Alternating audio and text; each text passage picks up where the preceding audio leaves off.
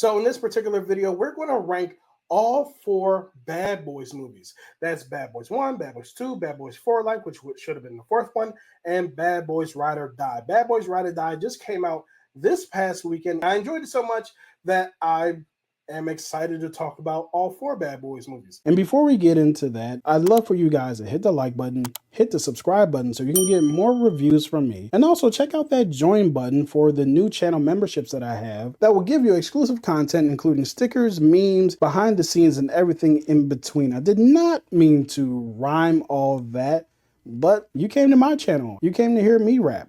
No, you didn't.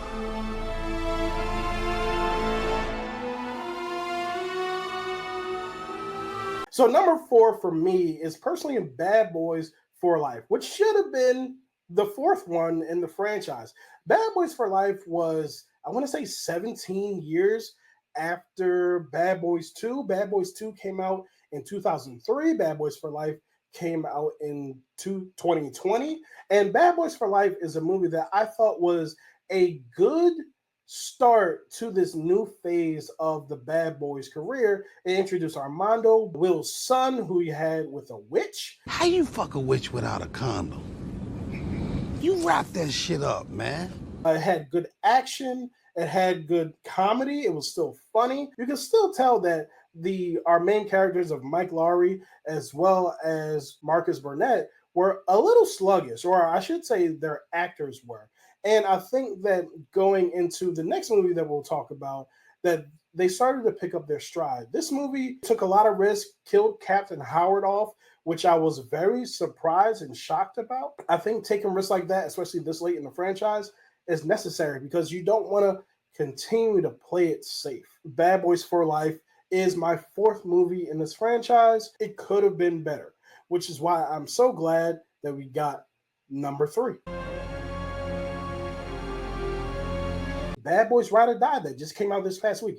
I thoroughly enjoyed this movie. This film was funny as hell from start to finish. It did have a slow beginning, but overall I enjoyed it. One of the things I love a lot about this movie is where we go with Mike Lowrey's new status in life. And I'm not going to spoil the movie for anyone who hasn't seen it, but I did like the fact that he has a new relationship status. He's also undergoing some PTSD as well as some panic attacks. And I think that this is a good change for this character who was once known as Bulletproof Mike.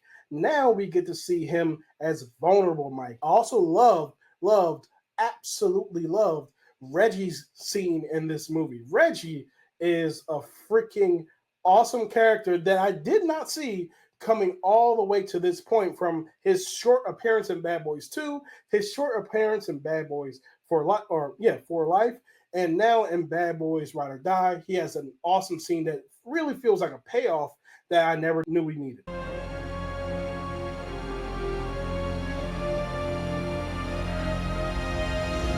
And at our number 2, I have Bad Boys, the original, the one that started it all. Bad Boys came out in 1995. The star of Fresh Prince of Bel-Air and the star of Martin, 2 of the biggest sitcoms of all time in the 90s. It's 2 stars coming together. Seemed like a match made in heaven. It was a risk for both of them at the time, and it absolutely paid off. Their banter was amazing throughout the entire film. And it did something really interesting in which it took its 2 main leads and switched their identities. Now, if we get this witness to ID the shooters, maybe we catch our bad guys. But until then, you are Mike Lowrey. You be him. That's what you are. You're him. Yeah, you're him. I don't want to hear it. You're him. And you are you. You be you, but not in front of her. You're him, you're you. In a way, not like Face Off, but it actually did something that you would typically see in a sequel, in that one character had to play along as the other. I thought it was a risk, and it was a risk that paid off. And we had a great villain in Pouchet, who was suave as hell and mean as hell. And once we see that first murder in the beginning of the movie, it sets the stakes for the rest of the film. And I just thought Bad Boys 1, or Bad Boys, was one of the greatest 90s action movies to come out. And a surprise, at least for me, I mean, I was 5 in 95. Seeing R-rated movies in your ones, I guess. If you're 5, I guess that's your pre-double digits. It was great. I absolutely loved it. So let's get on to obviously our number 1 movie.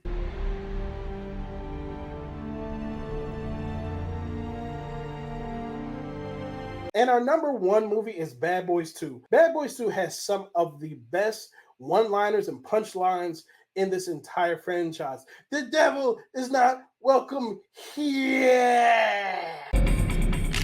Who that?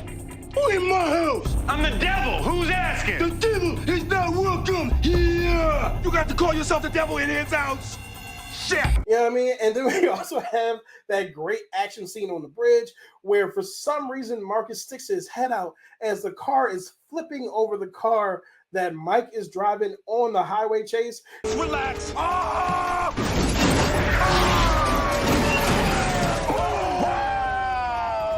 Was a motherfucker. And then Captain Howard at the end of that said, how do you crash a boat on a highway?